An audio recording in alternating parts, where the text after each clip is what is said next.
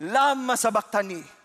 That is, my God, why have you forsaken me?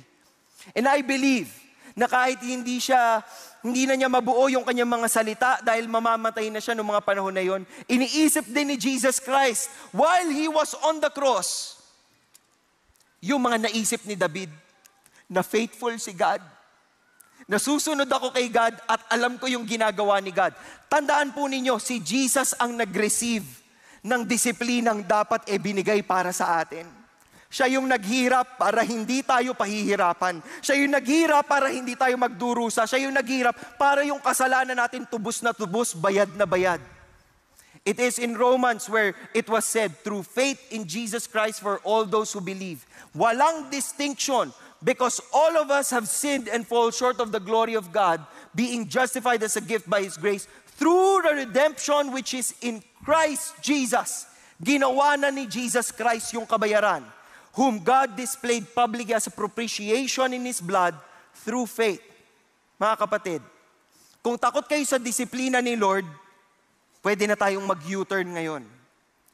Pero kung sakali pong hindi nyo naiintindihan, ginawa na ni Lord. Ginawa na ni Lord kung ano yung dapat gawin. And that is, He sent His Son to pay for our sins. Tubos na tubos tayo. Malayang malaya tayo. Buong buo tayo. Dahil inalay ni Jesus Christ yung kanyang sarili. I want you to remember this. You love through discipline. Because it will train you, it will mold you, but ultimately, it will remind you na ang pagmamahal ng Panginoon, palaging dinadirect tayo sa tama.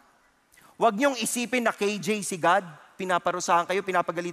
Ba't ganun, Lord? Gusto ko tong taong to, bakit bawal? Hindi KJ si God.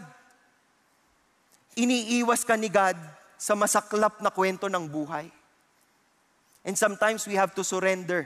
We have to acknowledge, Lord, hindi ko alam yung best, ikaw yung nakakaalam dun.